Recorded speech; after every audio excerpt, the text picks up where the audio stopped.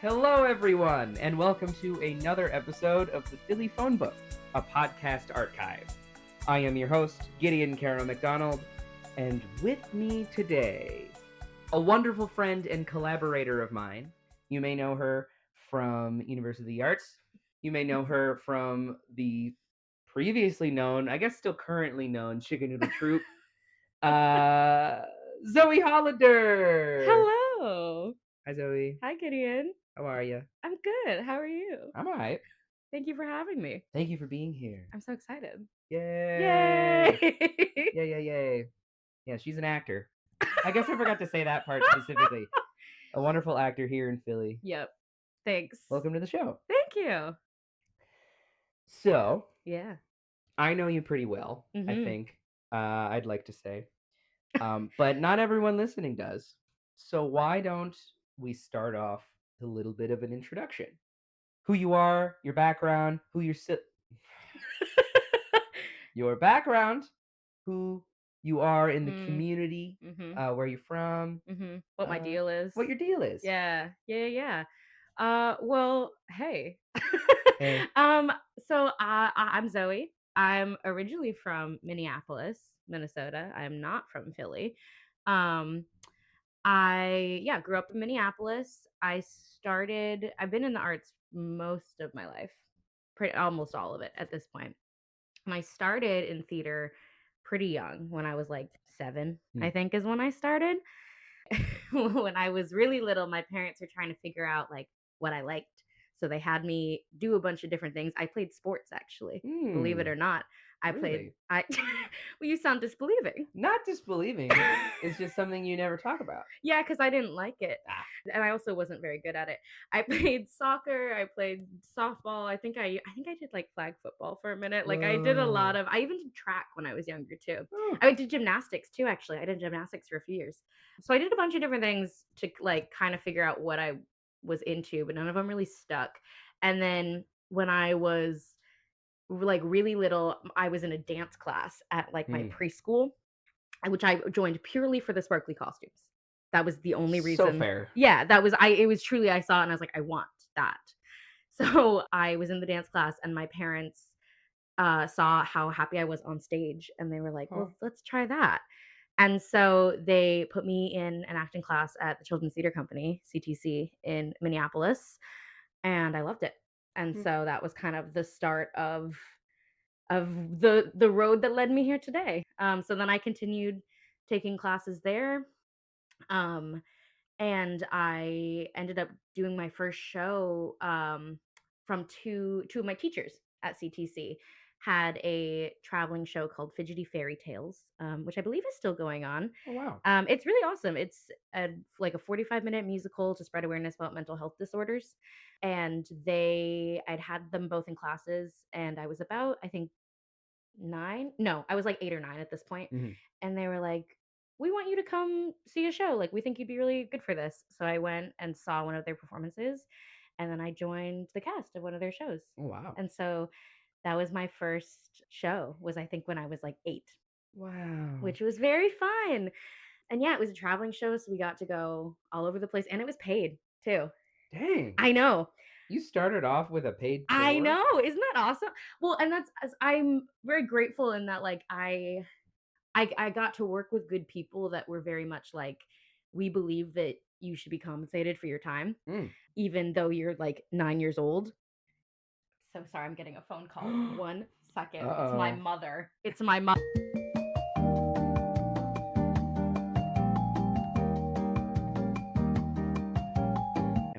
And we're back. That was my mom. She was calling about a text.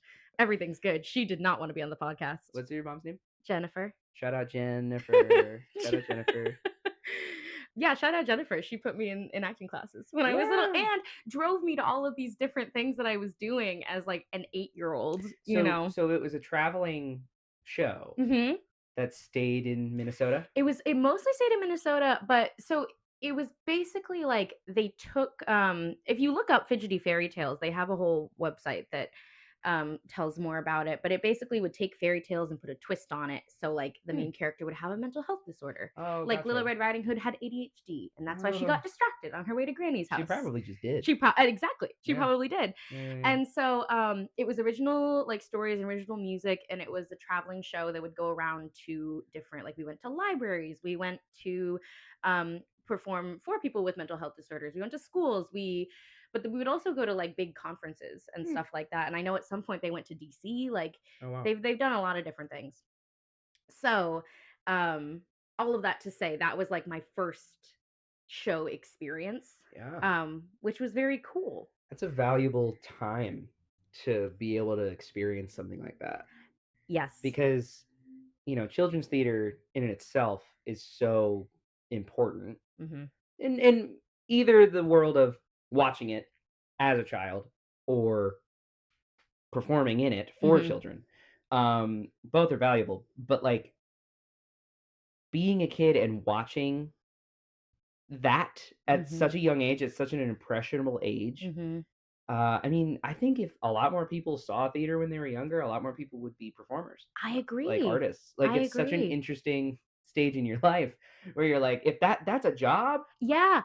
Especially like because when we would go to like elementary schools and things like that. And so I was definitely like on the younger side for a lot of, I think because I started young, for a lot of my like child adolescent life, I was like the youngest in the room. But like being the age of the kids we were performing for, like there's something really special about that, and I think really important about that too, of like and learning about mental health disorders and like that, like it's a great thing for people of all ages to learn, but especially kids. Oh, absolutely. Especially if, I mean, what year would that have been? If we were like 9? Like that's early. Well, you know what is I remember actually, okay, here this will date it, is I remember being in rehearsals when gay marriage was legalized. Wow. I remember because I was young enough that I didn't quite understand what it Yeah. meant, but I knew that everybody around me was really happy. Right. And I remember being confused because it was the whole like the no was a good thing, or something. And I was like, well, why would you want them to vote no? Right.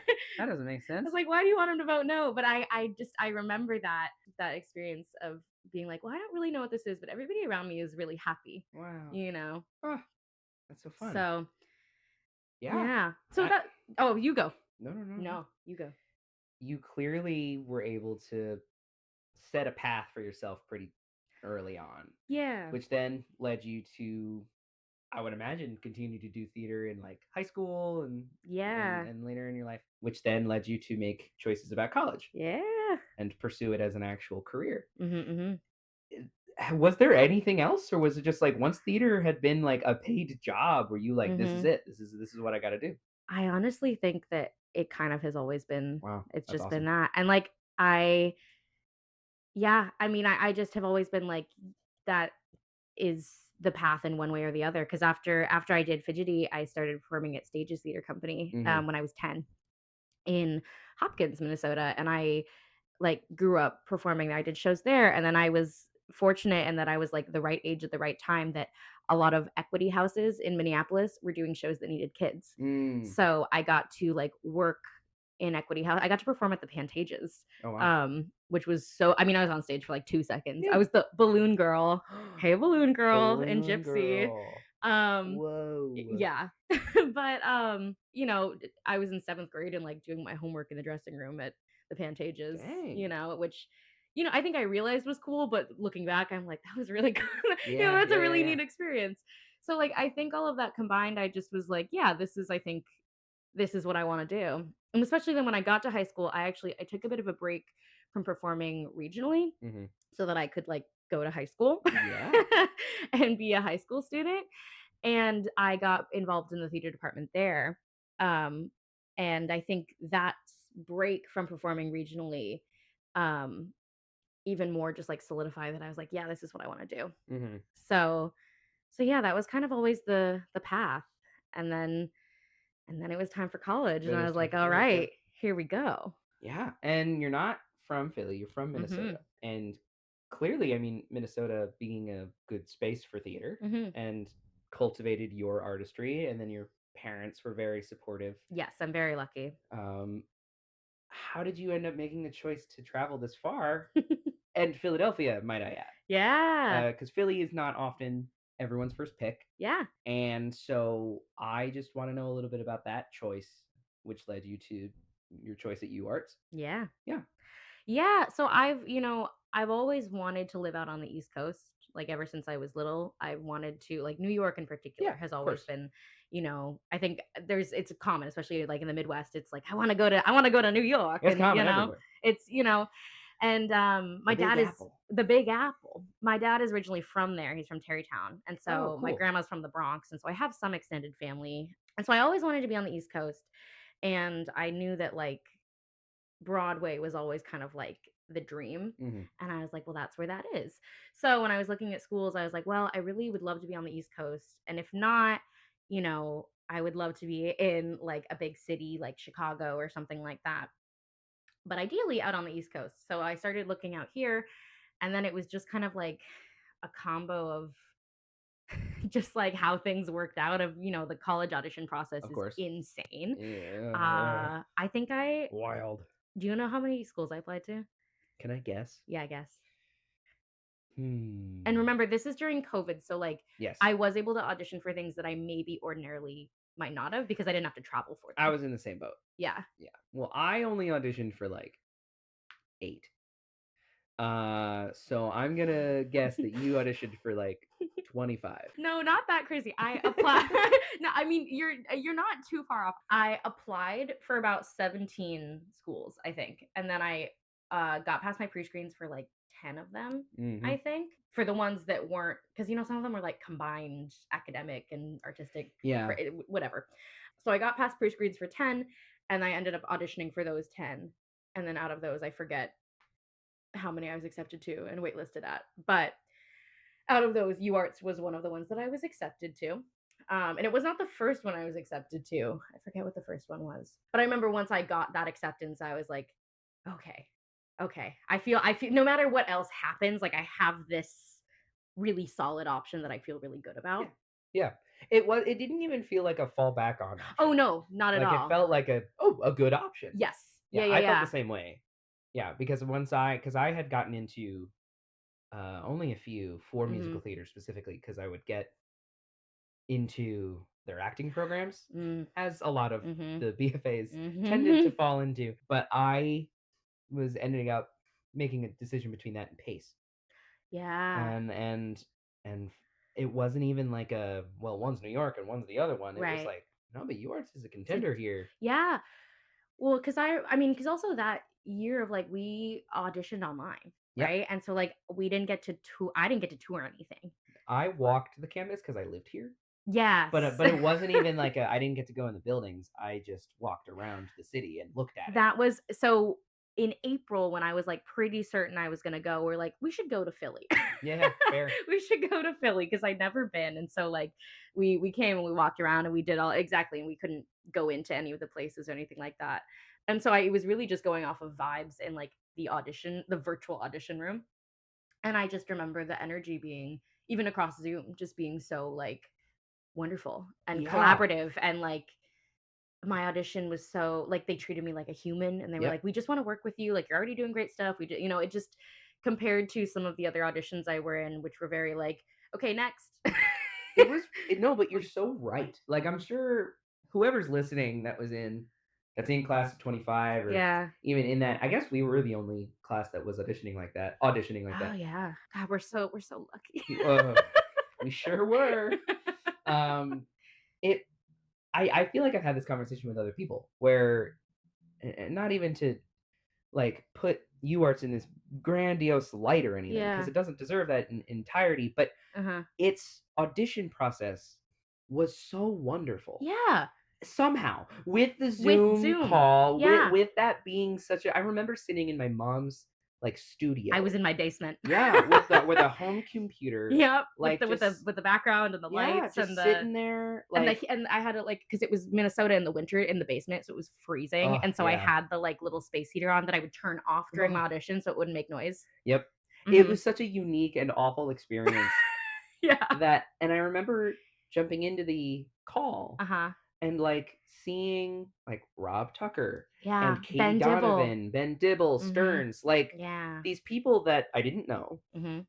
that were so willing to just be like, yeah, hey, and they didn't even do anything that was too different from some of the Mm-mm. other schools. It just had a different energy. It was they seemed genuinely excited to see everybody, Yep. and like it wasn't a chore, it No. wasn't like, ugh, what a pain in the butt to get through this. Not saying that everyone is like that, but sometimes that Yeah, can it feel. didn't feel as machine like. Yes, it felt right from the get-go, it felt very individualized, Yeah. and that was exactly what I was looking for in a Yep. college program. And so because I remember before the audition, UArts was like, it was, like decently high on my list, but I was like, well, I don't know. And then after that audition, I was like, well, that is like probably number one, just because of how how well that went and Yeah. how good the vibes were. Yeah. So yeah, so that was kind of, and then so I decided on UArts, and then and then we came to Philly and I visited the city for the first time, and it was, 2021, so everything was still like Yeah. kind of kind of shut down. Mm-hmm. But I was really surprised by like how much I liked it when Yeah. I first got here, because I'd never been before, because I do think there is an energy to Philly that is like very unique from other cities. Yep. And like I love New York, I love Chicago, I love Minneapolis, and they all have their own unique energies. But something about Philly in particular, like there's just, I don't know, there's something about it that like feels alive in a slightly different way Yeah. that I felt very at home with once Mm-hmm. I got here. I remember walking around with my parents. I mean, like, I can see myself living here. Yeah. You know? And that's an awesome thing to feel Yeah. when you get somewhere. Living here now for about 4 years. 4 years. Yeah. Ooh. What would you say you've learned from the city? Ooh. Like, what lesson has it taught you? Oh man. Oh wow. I think honestly, it has taught me that I am capable of far more than I think I am. Awesome. Because when I moved here, I mean, like moving to college is always crazy. Yeah. And it's, you know, but I moved across the country by You did. myself after like 2 years in lockdown, essentially. And I look back at that, I'm like, was I insane? I was like, was I insane for doing Was that? that wild? Like I It remember my was. friends being like, bye. Literally. See you later. Literally. And they're like, all right, I'm going to North Dakota, and I was like, have fun. Peace and love. But Yeah. but that wasn't my journey. And I remember just like, in fact, it's so funny. I remember walking down Broad Street, walking to like next to Good Karma by the Wilma. And like one of the first times I was walking on my own and just thinking like, oh my God, like how am I gonna do this? Like I'm all by myself. It just all felt so massive and impossible. And I remember really thinking like, I can't do this. I can't do this. And then the year, like freshman year, continued and life happened. And Mhm. some events happened that year for me that, just some life things that I had to deal with them Yeah. because, I was on my own. I mean, I thankfully had friends in a community, but like there is definitely a level of that where I'm like, my family is not nearby, Yeah. and so they are supporting as much as they can from afar and we're in contact, but like when something happens, it's like, okay, now I need to go to my new immediate community and Mhm. kind of figure this out for myself. And there were, over the past 4 years, there's actually been quite a few different things that have happened. And just, kind of each one, it's the thing of like, I wish I could have learned the lesson without the without Yeah. the without the thing happening, but ultimately, like there's a good friend of both of ours, Michael McLaughlin. Yeah. Something that he said to me, this must have 2 years ago when we did Midsummer together. When I first met him, he said to me, "It's all information," Mm. and that's something that I've really held on to Oh wow. because I feel like it's a really good way to look at things like that. Yeah. Of like, okay, everything that is happening, not that like it happens for a reason or whatever, but like it's all information, and I can use this for whatever comes next. I'm Yeah. kind of building my personal arsenal of information. So yeah, I think that, long story short, I think that Philly taught me that, like, I am a lot more self-sufficient and resourceful than I maybe would have thought. And also, it taught me that, like, you'll figure it out. Yep. You'll figure it out, Yeah. Yeah. you know? Heck yeah. So, yeah. I agree with that wholeheartedly. I don't know that I would have learned those same things had I stayed in the Midwest or, gone to Duluth or, I mean, possibly, but it, Yeah. it would have been a different scenario. I think Philadelphia an is a community that allows for comfortable hardship. Yes. You Yeah. know, like I think that there is a sense of understanding. Mm-hmm. At least for me, I have always felt, especially with like big world stuff, Yeah. I have felt very good every time Mm-hmm. being here. Yeah. Like and maybe that's just the way, that the city swings politically. Maybe Yeah. that's how, the majority of people are here. Maybe that's because of how diverse it is. But Right. and I'm sure all of that plays into it. Mm-hmm. But I do think that there's this natural energy Mm-hmm. that just allows for people to feel like bad, Mm-hmm. but like it's But, okay. like, we're in it together. Yeah. Yeah, there's a sense of there's I talked with my parents about this around the Super Bowl, right? Hmm. Because that's something I have never experienced before. I'm from Minnesota. Our sports teams don't do well historically. That's the Vikings. Yeah. Yeah. Sorry, Dad. Um, and and I'm not like a huge sports fan really by any means, but this past year, like with the Super Bowl and everything, it's been super fun to Yep. like. I was telling my parents because my dad is being a Midwestern. He's like, Eagles fans are the worst, and I was like, okay, but I was like, but the thing is, I've never lived in a place before where like the entire city is excited about something. Yeah. Like no matter what your background is, and no matter how involved you are in it, like I don't know much about the players or the team, but like I'm on the subway and someone says, "Go Birds!" and I say, "Go Birds!" and we have a great day. Literally. Like there's something really, really nice about that. That it kind of reminds me of like, we're all just humans. Like we're all just Yep. humans that are enjoying each other's company. Hmm. Philadelphia is a very human city. Yeah. Because I think everyone's very ready to enjoy one another and Mhm. be happy to be around other people. Mhm. And then also, everyone is so willing and ready to be like, don't talk to me. Yes. And everyone's Yeah. okay with that. Yeah, it really is. It really.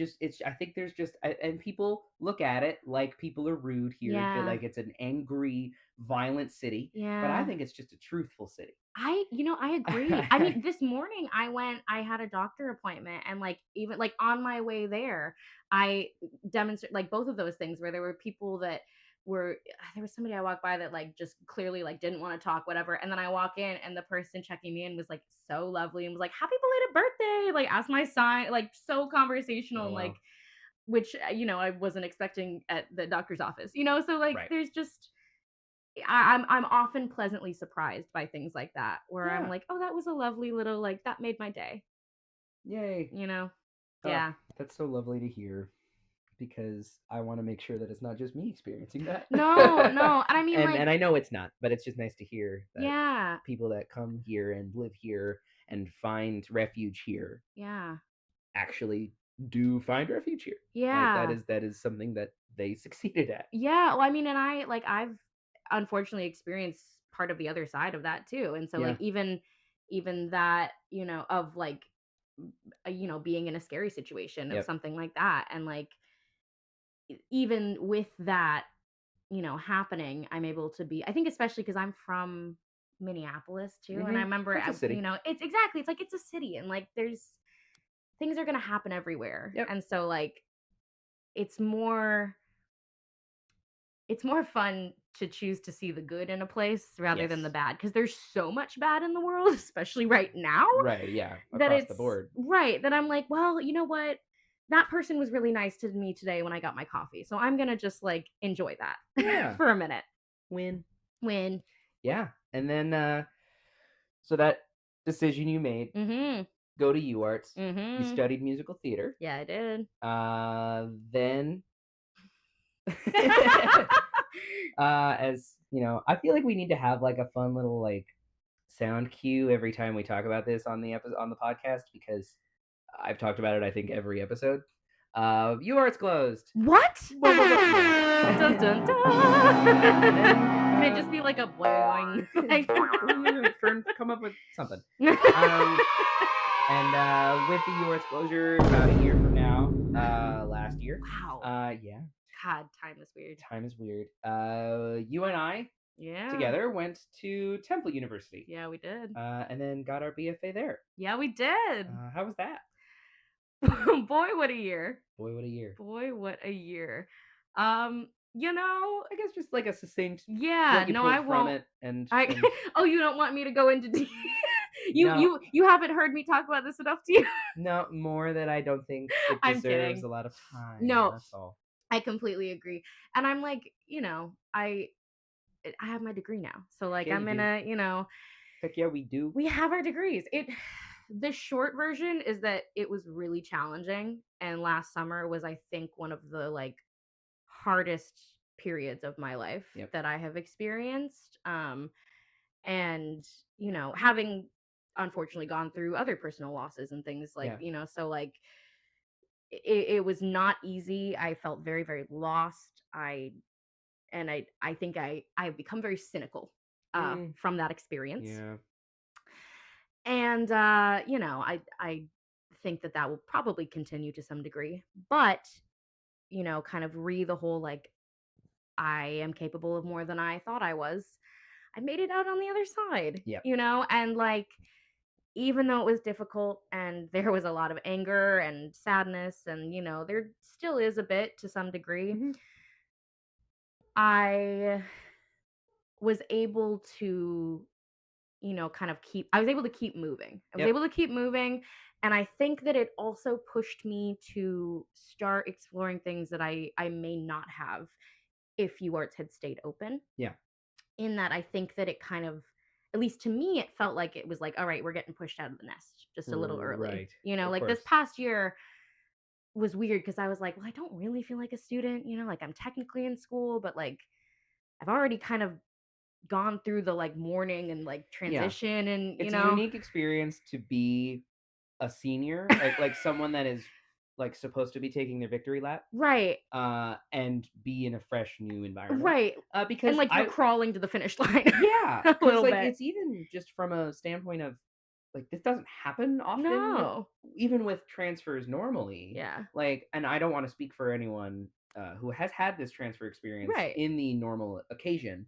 But every transfer that I've gotten to meet in my time in academia were people that were, you know, unhappy with their school when It was they were a choice. freshman. Yeah, yeah. And they made the choice to come back into this new school right as a sophomore or Right. a junior. But even then, senior year is not the year to No. find your footing somewhere else. I mean, you remember like the first day on campus, we walking around like you, me, and Fern, and like somebody asked us for directions somewhere, and we were like, we don't know. Sorry, dude. We were like, you picked the worst group of people to ask. Sorry, probably freshmen. Yeah, not you know, us, dog. it was so like it was just so odd. It was just weird. It was just weird. It was just weird, and it was not anything that like anybody at Temple did, or like it was just like just a weird experience. Just a weird experience, just kind of like a bad situation that like you just had to get through. Yep.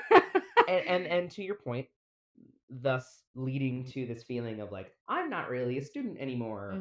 I still got to finish this thing, but I also have the tools in my toolbox to work professionally. Yes. Which then you started to do. Yeah. Yeah. And so now here you are. Yeah. Still in Philadelphia. Yeah. Working pro. Thank you. I'm certainly trying. Yeah. That's all we can do. Yeah. That's what actors do. We try.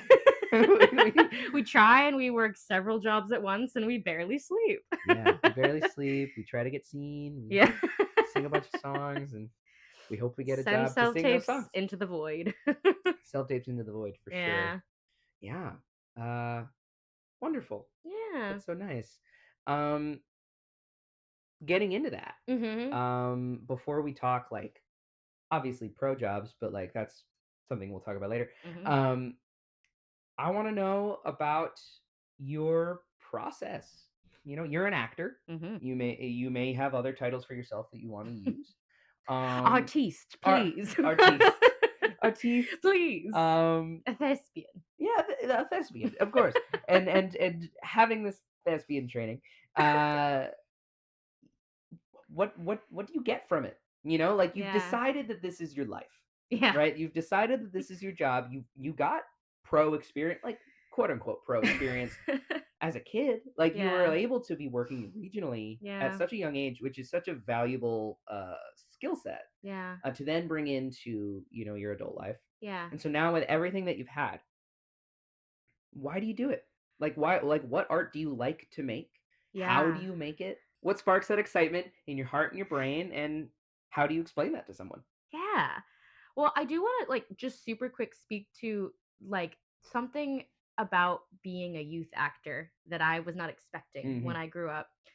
And if there's anyone else who has similar experience, or maybe I, as an adult, have felt and still do sometimes felt a lot of like, I don't know, maybe imposter syndrome, but it kind of this feeling of like, oh, well, that didn't count because I was a kid, Right.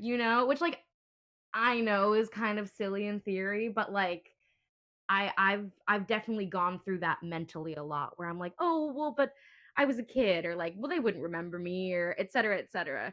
And so like I've come to realize that that is wrong, that is Yes. incorrect. Yes, it is. But I just wanted to like voice that in case there's anybody else that had a similar experience, because it's not something that people talk about or like tell you. You might be like, huh, did any of that count? And so this is me telling you, yes, it does count, and all of the work you put in, like, it adds up. It really does. But going into like what I find exciting, I mean, I love story, right? Like Yeah. that's, which sounds like a boring answer, but like that's why we do it, We're storytellers. We're storytellers. That's And the like core. I love story. I've always loved like myths and, folklore and things like that. And so in terms of like material that really excites me, I really love text driven work. Mm-hmm. So I'm a big Sondheim fan. Yep. I love Shakespeare. Anything that is kind of like text forward. Shout out S last names. Yeah, yeah. Schwartz, Sondheim, Shakespeare. I mean, literally. My guys. Yeah. Yeah, and so like anything that I think it's a combination of like I've always enjoyed reading and history, and like it probably just kind of scratches all of those things in my brain Of course. of being able to like analyze it but also internalize it, that I just find really fulfilling. And then to be able to use that and interpret it and like impact somebody else, to maybe get them to think about something they ordinarily might not, like that's Yeah. what I think is so important to me about theater and art, is that I mean it's human expression, right? And like our stories are our collective history as humans, and it's so important to have those and to preserve them and to make sure that all voices are represented in them. Absolutely. Because especially now, I just have been thinking a lot about like the importance of storytelling and who is telling the story, Right. and why are they telling it, and things like that. So yeah, I love, I like making people think, but Yeah. on the other side, I like making people laugh. And there's something to, I love when you can go see a show and for like that 2.5 hours you don't have to think about the outside world. Escapism. Yeah, Yeah. so like it's a combo. Like I think Transport, like yeah, transporting you to a different world. exactly. And I think there's room for both of those things. I don't think one is better than the other necessarily. I think it's actually important to have both of them. But yeah, I like words. You like words. In case you couldn't tell. Yeah, absolutely. I like words. Yeah. How would you say that you approach a character? Yeah. Well, I use a little something called the archetype method. Oh, yes. Some people may be familiar. That one of my favorite humans and one of my closest mentors, Jameson Foreman. Shout out Jamie, who you should have on this Hey, podcast. I'd love him on here. You That'd be should. great. I plan on it. But Jameson Foreman was one of our teachers at UArts, and he's a brilliant actor and artist and human. And he's kind of developed this acting method that is based in psychology, but just uses a lot of his own experience and whatnot. And it's basically these 12 archetypes, as you know. And I won't go too in depth with it because I can't explain it as well as he can. But that is typically how I like first approach a character. There's something about it that just really clicks in my brain. Yeah. It was wonderful to learn. Yeah, because it sort of takes all of these other, to talk shop for a second, it kind of takes all of these other techniques like Chekhov and Stanislavski, and it uses all of those things, but it's like a more accessible jumping off point. Gotcha. Yeah. At least I find, and that like you're using your psychological gestures and your tactics and all of these things, but you're just almost categorizing them a little bit. Mm-hmm. So yes, so that's kind of the first thing I think about is like archetype wise, like who is this person? Where do they fit in this archetype and what do they want? What are they maybe trying to hide? Is something I think about a lot. Something he talked about was this idea of persona and shadow. Yep. Of your persona being what you are presenting to the world and your shadow being, kind of what you're trying to hide. And so I think about that a lot because I think that's really interesting. And yeah, that's usually how I first approach something. And then from there, I like to play and just like try things. And I'm a big fan of like kind of throwing stuff at the wall sometimes and seeing what sticks. / also like if I find something that is rewarding or seems exciting, and I'm working with, a director or a teacher who is, like, yeah, explore that more. I love to just kind of explore things and see like how far you can take something. You know what I mean? Yeah. Yeah. Would you say that desire to play, along with being paired with a, playful director, was truthful in your experience doing Midsummer at UArts? Yes. I got to do A Midsummer Night's Dream. Excellent show. With the wonderful Krista Apple, who you should also have on the podcast. Again, yeah. Who I just saw a couple days ago, actually. And she's a brilliant actor, artist, and also one of my closest mentors. And I just adore her. And she often performs at the Wilma, so yeah, she does. Go see her at the Wilma or the Hot House member, or take class with her. Just do anything with her and Jameson Foreman, everything and anything. But yeah, Krista directed Midsummer the fall of my junior year, and that was such a fun show. It was so much fun. And your part was? Oh, I was a fairy. I was Moat. I didn't know your name. Wow. Moat. Sorry that I don't have the fairies in Midsummer names in my brain. I just want to make sure everyone knows that Gideon doesn't know all of the fairies' names. And I will wear that with a badge of honor. Wow. I'm kidding, I don't. I'll learn it. You were Moat. I was Moat. Which at first I remember at the first reading I was like, is it like Moat or like Mote or like Mote. And Krista was like, it's Moat.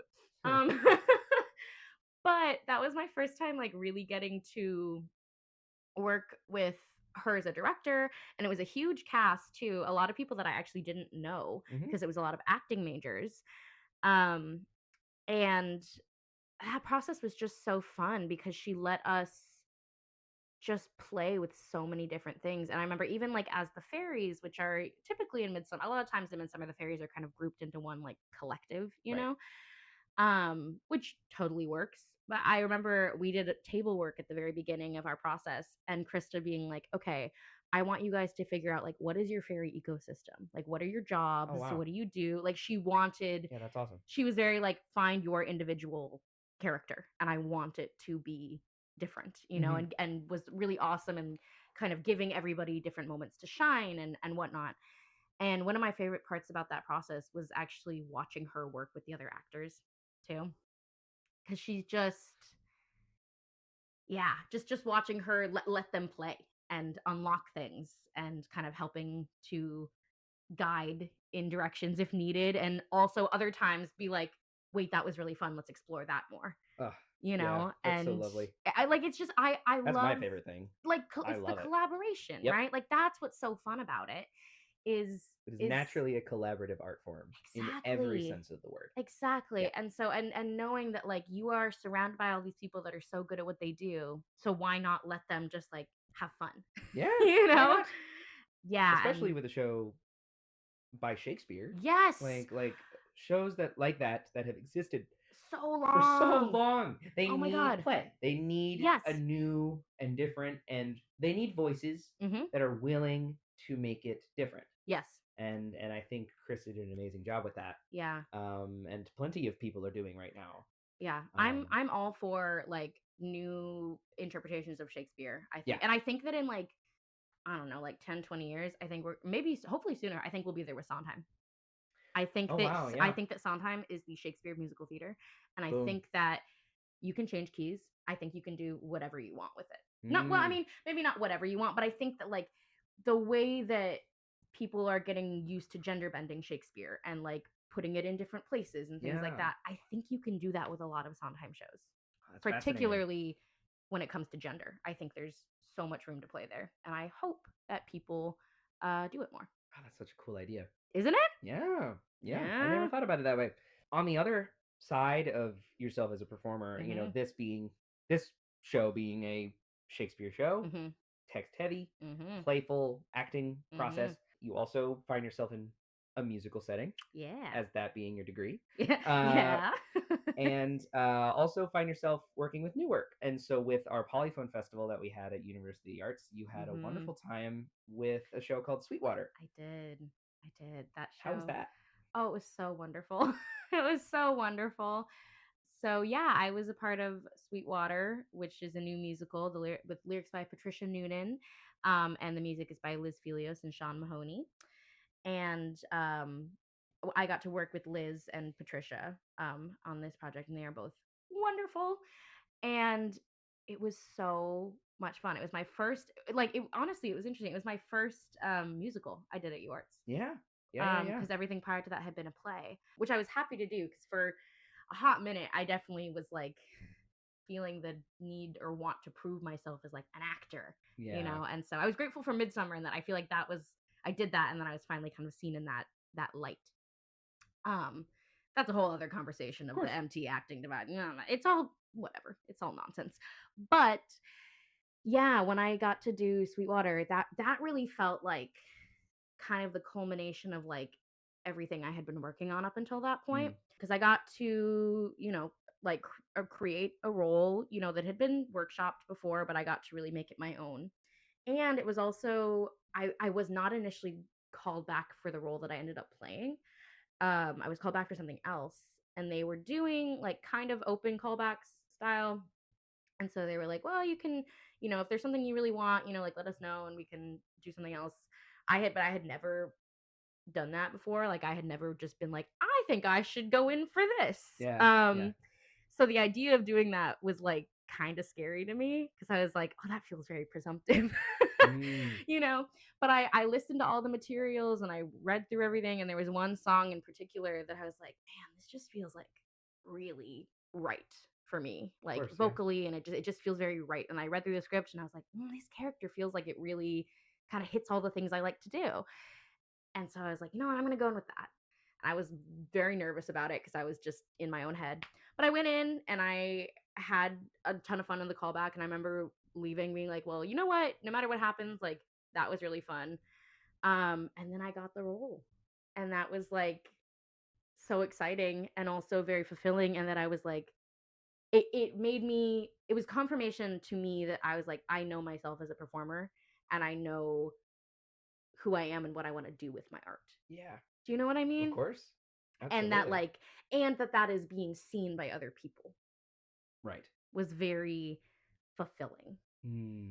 So yeah, so that show was a blast. I hope that it is produced again sometime soon. It's a great show. And it really is a musical that I think allows for like great acting moments Yeah, too, for sure. which is very exciting. Could you give it like a quick synopsis about what it's about Sure, to yeah. those who don't know?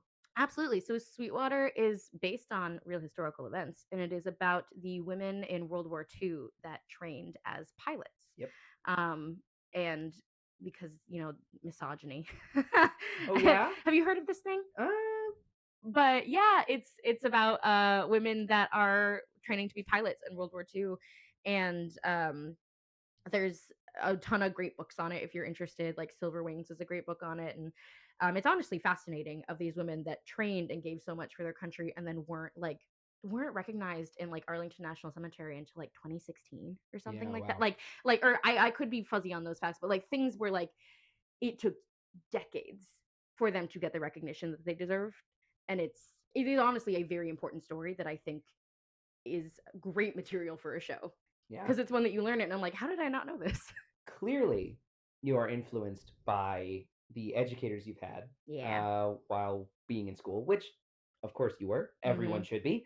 They are the backbone of, education. You need educators to have education, and you need great educators to make artists. You yourself have fallen into more of an educator role I have. as of late as well. Yeah. For the youth of today. Yes, for the For children. the children. As a youth teaching artist myself, Yeah. let's talk a little bit about that. Let's talk about it. It's been really fun and something that like when I was younger, I didn't necessarily see myself doing. Yeah. My mom is a teacher, like a full-time elementary school teacher. She teaches English for second language learners. Oh wow, cool. And I have always like had so much respect for her just because it's like, public school district and she does great work and works with a lot of families that come from lots of different situations. Yeah. And like I've always just been like, I just don't think I could be a public school. Like I just don't think I could do it, public school teacher. And I still don't know if I necessarily could or if it's or not. I won't say I could. I don't know if it's the path that I would want to choose. Gotcha. I have found though, working as a theater educator, particularly like at different theaters around town as a teaching artist, that has actually been very fulfilling. Yeah. In a way that I was not expecting. And it started I think like it was summer of 2020 actually. Crazy time. Crazy time to Wow. start a job.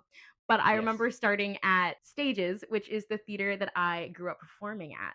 I came on as like a camp assistant and that's kind of how I started and then just continued from there and was like, oh, I kind of like this. And the older I got, the like more I got to work with older kids too, because I was further away in age.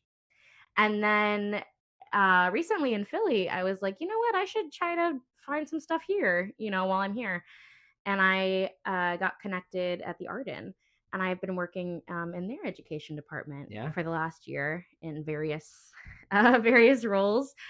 And it's been really fun. I am doing summer camp there this summer. I start very soon. Woo. It's gonna be fun. It's gonna be a lot because it's summer camp. Yep. But one of the things that I did at the Arden this past year is I taught a class for like very little kids, like ages 2 to 5, which prior to teaching that was not my specialty. Not that I couldn't do it. I just was like, I typically work with older students. Yep. But I was offered it and I was like, sure, why not? And I ended up having so much fun. It was also based on the structure of the class. Like it just was fun to do. But I remember especially just with the world and all of those things. Yeah. I remember there being weekends of like, I was like, you know what? If I can do anything, maybe it's to like try to teach these little children, like, hey, it's important to be kind to each other. Yeah. And like, who knows how much they'll retain or remember. But I mean, we did. Exactly. And so every now and then I have those moments where I'm like, oh my God, like I could be that teacher for somebody like that. And that's kind of mind blowing, Yeah, it's awesome. It's awesome. It's such a fun experience to be able to see myself. Yes. It feels like the opposite experience. Oh, yes. And I'm in the same boat. Yeah. Having been a theater artist, a theater teaching artist for a minute now, Yeah. especially at the school that I went to as well. Right. Same Which, like, situation. that is always, isn't that crazy when Yeah. it's like somewhere that you grew up? Yeah. Yeah. And being able to spend an hour, Mhm. 2 hours, depending on how many classes I got that day, with very young children Mhm. that have either decided themselves or their Mhm. parents saw it in them that Yeah. they need to be doing theater, that they need to Yeah. be doing an art form that is inherently collaborative Mhm. and kind and risky. Yeah. You know, Yeah. And scary. it's It's a very scary, I mean, scary. like, that's a, I mean, I'm sure you have happens all the time because you're like, I'm scared, I'm Oh nervous, yeah.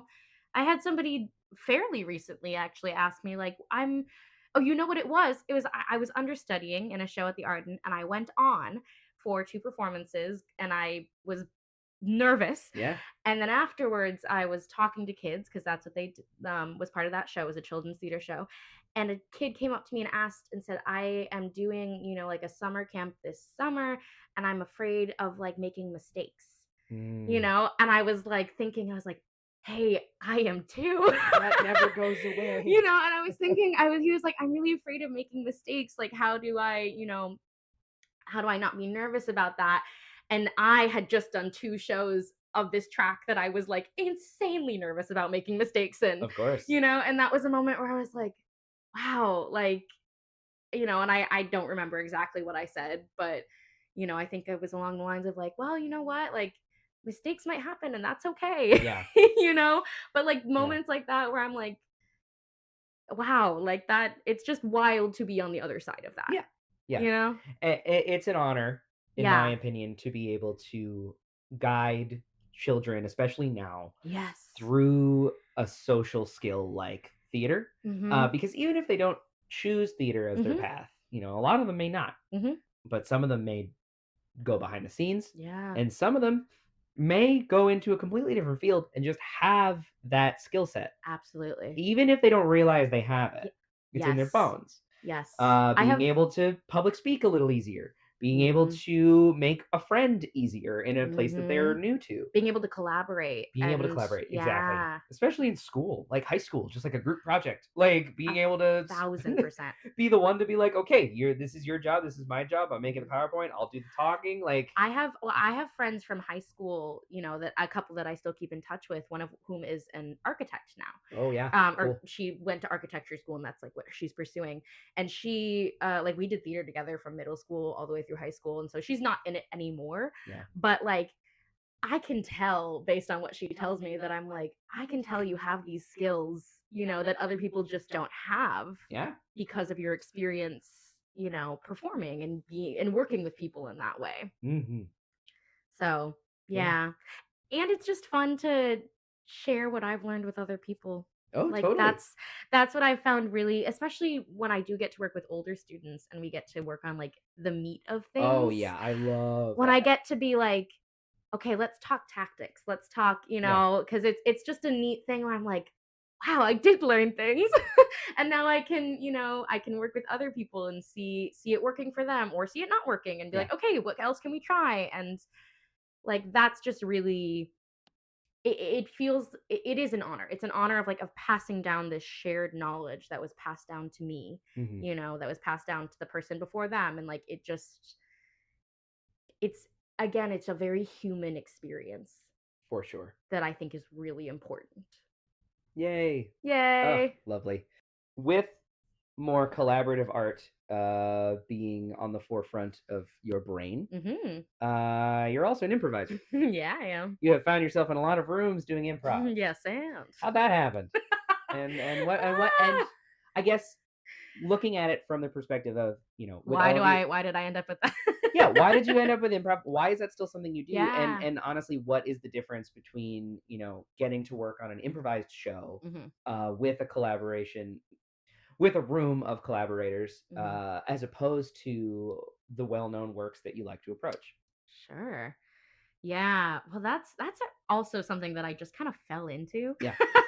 You know, I mean, I don't know. I think most improvisers kind of fall into it and to some degree. I don't think anyone I don't- is like, I'm gonna be an I'm- improv artist. You know what I want to do is go in front of a bunch of strangers and be funny on command. Yeah, they're just gonna figure it out. I'm just gonna figure it out. And if that was you, more power I'm scared to of you. No. Yeah, more power to you. You know, and I'm jealous of you, and I wish you all the best. Exactly. Yeah, that's something that I started in high school. When I was a freshman, we had two different teams, a short form and a long form team, which most places don't have. My high school did, because like years ago, seniors got petty that they weren't captains, and they were like, "We're making our own team." I'm not joking. So by the time I got there, that's how it was. And I auditioned and got onto the long form team. And I was on it for all 4 years, and I ended up being a captain my junior and senior year, which was interesting to navigate over Zoom. Yeah, my God, improv over that was Gideon. It was it was such a mess.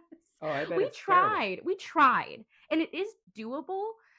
And there are professionals that do it in a way that is great, but we were high schoolers, and I was really just trying my best, and it was.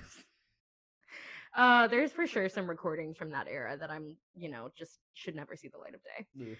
But yeah, so I did it all through high school, and I just really enjoyed it.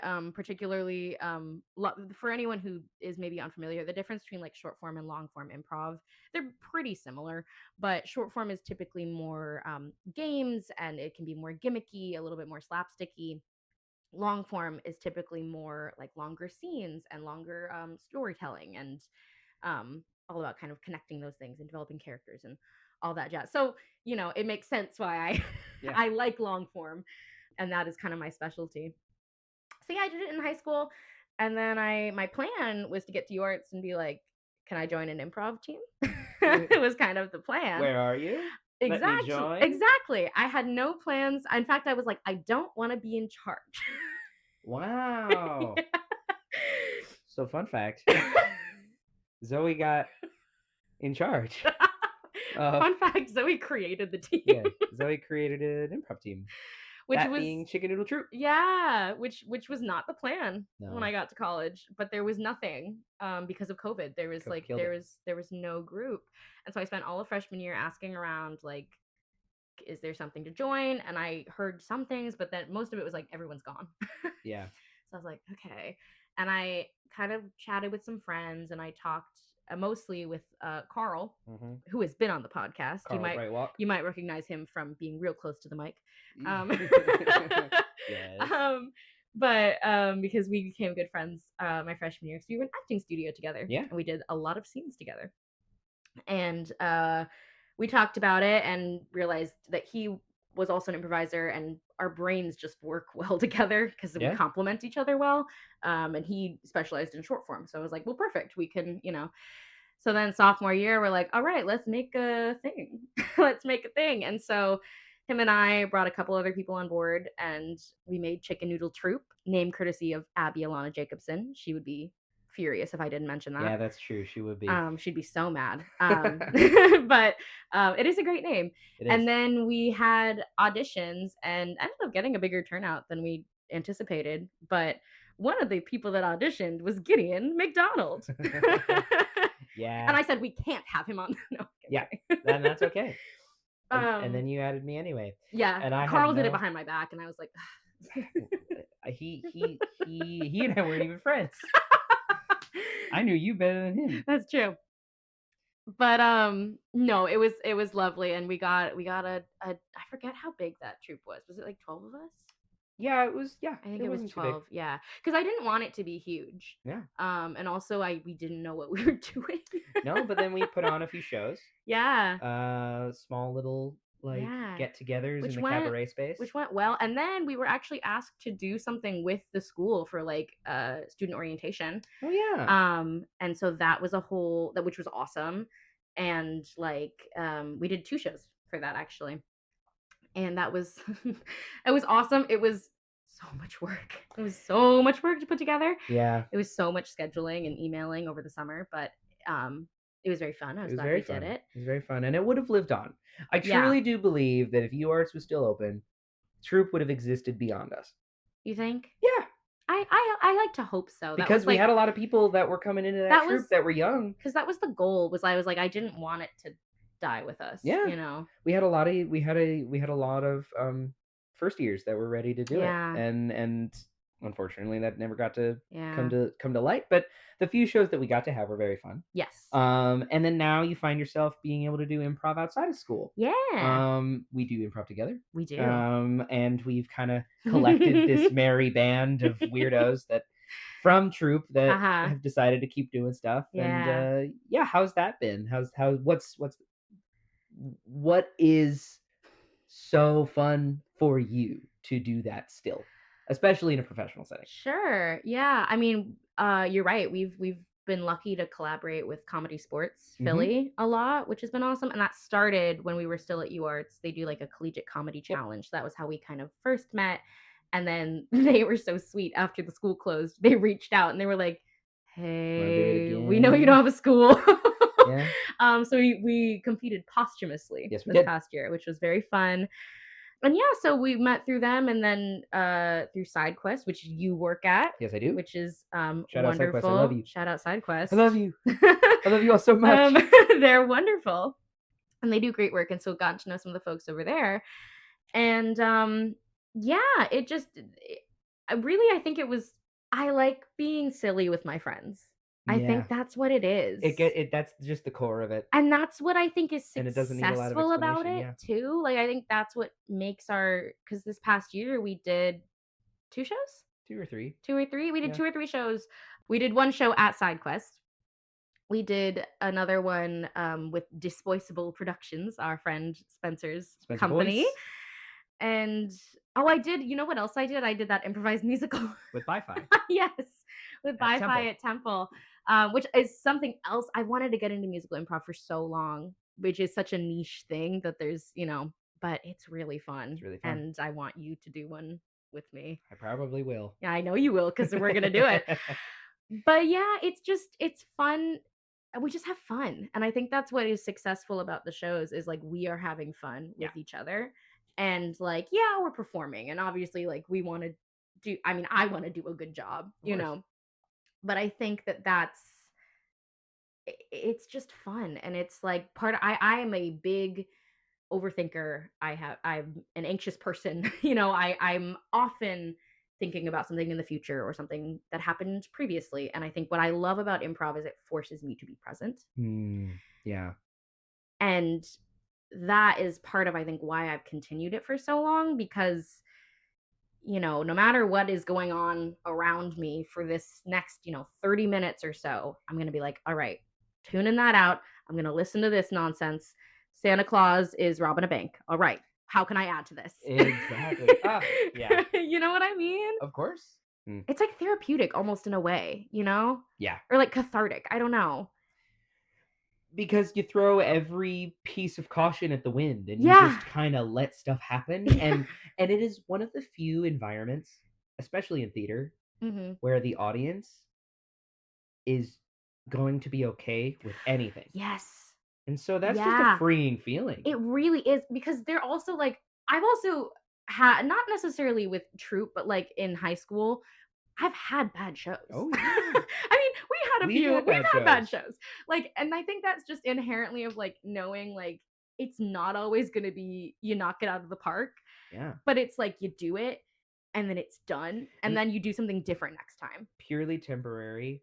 And people who are there to see an improv show aren't there to see good theater. They're there to see us try to do something. Yes. And that alone, the attempt on stage is what brings people joy. Yeah.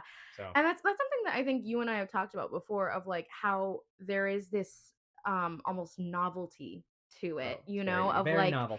When, a lot of times, sometimes when we're in like rehearsal or we're practicing and we're like, we'll do something, we're like, that wasn't great, but we're like, you know what, I think an audience would have probably enjoyed that. Would have eat that up. And not, because audiences are dumb or anything like that, but just because we're used to each other. Yeah. Right. And we are like, we know how, the technical things behind it of like, oh, we should have edited that sooner, we should have blah, blah, blah, blah. But like just somebody who, isn't in that world, the act of just getting up on stage and like talking and making up a story, one of the forms that we did this year is we just improvised a whole play. Yep. Which was not easy at No. first. So I think there's something, I mean, it's like when I watch people with skill sets that I don't have, like when I watch ballerinas, Right. and I'm like, that is crazy. Fascinating. Like, how do you do that? So it's just fun. Yeah. It's just fun. It's just fun. Go see an improv show Go see improv. and do something that is fun. There's a lot of great improv podcasts that I listen to that don't listen to this podcast first. Yeah. Yeah. Cool. Yeah. So Zoe, Mm-hmm. this is a question I ask everyone on the podcast. Okay. Because I think it gives me everything I need to know. Off the top of your head, what's your favorite movie? First thing. The first thing that came to mind was Princess Bride. And that's your favorite. Hey, second Princess Bride we've had on the show. Really? Yeah. Who was the first one? Your soon-to-be roommate. Was it Ella? I was going to say, was it Ella? Your soon-to-be roommate, which is hilarious. Yeah. Princess Bride. I love Princess Bride, so let's talk about it again. I want to. Yeah. Why? I don't even really know. Something about it is so like it's comforting and it's fantastical and it's whimsical and it has Christopher Guest in it in a really scary role, That's which true. is really funny because cheating, but one of my other favorite movies is Waiting for Guffman.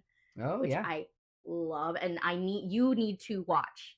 You need to watch it. We're gonna watch it. Okay. The Christopher Guest mockumentaries are so fabulous. But yeah, Princess Bride is just like, you know what? Actually, I'm just realizing now. I read the book when I was in elementary school, and I totally forgot about it until this moment. Oh wow.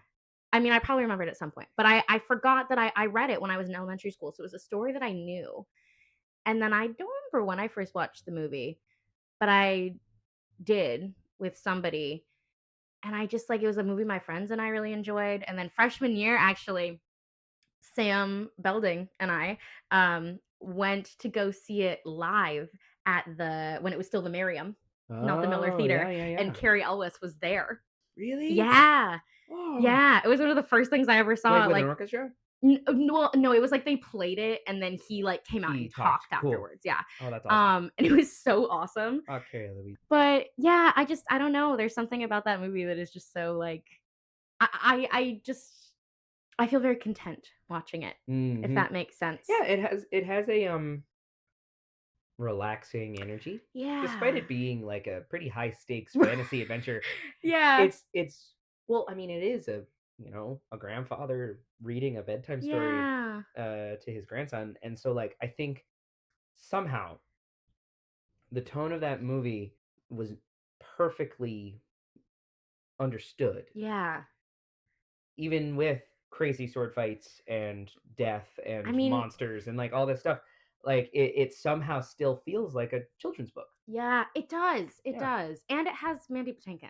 So like, and it has Mandy Patinkin. Oh my god. It has Mandy Patinkin. Like, come on. Recently I had a friend of mine who texted me and was like, "Do you like Mandy Patinkin?" I was like, "Wild." Do I like Mandy Patinkin?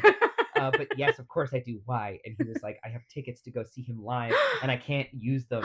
And he was like, "Do you want them?" And I was like, "Yes." And then I look at my calendar and I couldn't go. No. And it will forever be one of my biggest regrets because it was like a show I had. I was like actively doing a thing, and I was like, I can't get out of that. I bet he sang Sunday.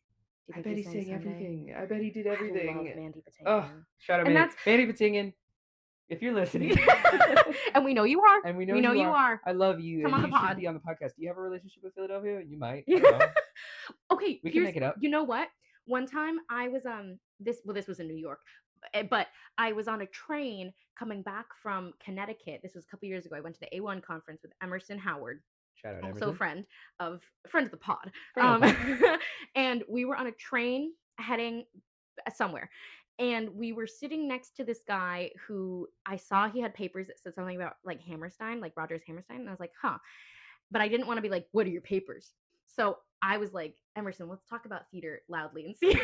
Oh, funny. And we did. And he turned to us. Anyways, long story short, I forget what his name is, but he was like the head of the Rogers and Hammerstein Foundation. Oh, wow. And he was like, yeah, I was like roommates with Mandy Patinkin. Damn. And he was like, yeah, and like I met him. I just walked into a party and there was Mandy and Bernadette and like, and Oh, of course. Anyways, yeah, so shout out to that guy whose name I forget at the moment, but was very nice and told us a great story about Mandy Patinkin on the train. Lovely. Go watch Princess Bride. Go watch The Princess Bride. If you haven't. I It's a mean, great you movie. should have at this point, but if you haven't, this this is your second reminder. I mean, the scene where like where he's like all numb and just flopping around, like it's so good. It's so good. It's comedically brilliant. It's so brilliant. It's so fun. Yay. Yay. Oh, good. So, looking at, your experiences already that we've already talked about with all these shows that you've done, with your jobs currently, with your now continuing to live in Philadelphia, looking into the future. Yeah. What would you say is next for Zoe Hollander? What do you have coming up? What are you excited about? What are you working on? What do you hope to be working on? What would you like to share? Yeah. Just, looking at the next few years, months, whoever. What's next? What's time? Yeah. Absolutely. What's next for your art? Yeah. Well, I'm going to be understudying in Shakespeare and Clark Park's production of A Midsummer Musical this summer. Second Midsummer. Yeah, second Midsummer, which I'm very excited about. Yeah, my goal is to sort of continue to work regionally and, in the meantime, my supplemental jobs are teaching. I also work in front of house at Ensemble Arts Philly, which has been great. I'm hoping to not have to pick up something else, but we'll see. Yeah. But artistically, yeah, I mean, I just really would love to continue to work regionally and kind of build up credits that way. I would, there's wonderful theaters here that I would love to work at. Yeah, you just closed being an understudy with The Hobbit. I did, yeah. I understudied in The Hobbit at the Arden, which was so much fun and like such a wonderful experience and just like a great group of people. Yeah. Which was very fun. I got to go on twice. Yes, you did. Which was super fun and a crazy week because it was also the week of our Philly showcase and it was just like nuts, but it was super fun. Yeah, and then I'm hoping to continue teaching and, all of that jazz. I've been recently thinking about how I really want to make sure I'm continuing to train because that's something that is really important to me. And especially now, like being out of school and not having, like a studio every week. It's something that I'm like, okay, I need to make sure that I'm building in time, whatever that looks like. Yeah. And so for me, that's like taking voice lessons and, like budgeting for that and saying, okay, this is something that is important to me. Like, how do I make it all work? Yep. Something that I've talked to you about is I want to do regular like play reading nights. Yeah. I think will be really fun. And just because we have so many like script PDFs from all of our teachers. And I think it's a great way to continue to like exercise that muscle of like reading new things and analyzing them and also getting new rep and whatnot. And it's fun and we can have a little dinner party. Yay. So, yeah. So yeah, things like that. I want to, really there's a lot of things I want to do that I think about quite often, especially in terms of like improv. We have this group of the 7 of us. Seven of us. Me and you. We got Spencer Boyce. Yeah, we do. Camden Westfall. Yeah. We got David Richardson. And Fern Morehouse. Yeah. And Carl has an open invitation, I told him. Of course. But he's busy working. Yeah. But yeah, so there's the 7 of us and we're currently rebranding. Yes, we are. We need to figure that out.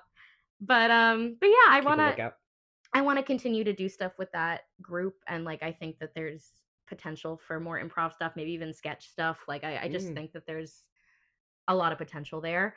I am writing a musical with Fern Morehouse, editor of the pod, that we started writing last year. Was like when the idea first, I'd had the idea for a couple of years, but I actually started writing stuff last summer, and so I've just kind of it's been like a side passion project. But it's something I'm really excited about and would like to be able to devote more attention to. So yeah, kind of a combo of all those things. Yeah. Just ready to do stuff. Yeah. Post grad, just able to do things. Yeah. And then, the long-term goal for me at this point is like, I still am hoping to end up in New York at some point. I don't really have a timeline on it at this moment. Because Broadway has always been like the dream for me, Of course. and so it still is, and so I wanna try at least, but I'm very open to other things along the way. Yeah. I'm not necessarily in a rush. Yeah. Awesome. So collaborate with Zoe. She's here in Philly. Yeah, While you got her. I want to do stuff. Yeah. Little bit of a heavy question, but I guess leaning into what's, coming up and Mm-hmm. the art you want to make, Mm-hmm. as succinct as you like. How do you want to be remembered? Oh shit. Yeah. Sorry, I didn't swear the whole episode, and then I Yeah. got one. Wow. Oh man. Oh, Gideon. Art is not only temporary in some forms, but No, but it's permanent in others. And I think that absolutely. as artists, legacy is a real thing. And so what does being remembered Yeah. mean to you? I mean, first, I think I want to be remembered as someone who was kind Hmm. and like always took time for other people. And I hope to be remembered as somebody who really like is a joyful person to collaborate with. Yeah. And someone who brings in fresh ideas and is willing to explore them, but also like try out different things along the way, and I work really hard, Mm-hmm. and I hope that that is something I am remembered for as well, because I do think that I think I have a good degree of perseverance that you have to have in this industry. But I hope that I'm remembered as somebody who worked hard for what they wanted and took care of the people around them. Yeah. Yeah. Yeah. Dang. I think you do good on that. Yeah. Hey, thanks. Yeah. Awesome. Wow. Yeah. And how do you want to be remembered? Just some guy. I don't know. This podcast. Some guy. He really likes cryptids. I do. I know That's you do. true. That's a fact. Mm-hmm. Well, wonderful. I think that just about wraps up our conversation. Yay! So thank you for your time. Thank you for having me. This was lovely. I had a to great chat. time. Before you go, Mm-hmm. I need a few things. Okay. One, I want this podcast to keep going. Yeah. I want to keep talking to as many people as possible, as many artists here in Philly as possible. So you've already recommended some, but I guess to reiterate, who would you like me to have on this podcast? Who do you recommend? Oh man. Someone from your life. I mean, I already mentioned Jameson Foreman and Krista Apple. I think absolutely. I'm gonna toss two more names at you. I hope Please. that's okay.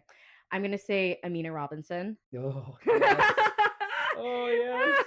I'm gonna say Amina Robinson. I plan to. And Dave Barris. Yes. Because Dave, our voice teacher, and he is such a lovely human, yes, and he like is one of those people that has a crazy resume. Oh yeah. But he never talks about it.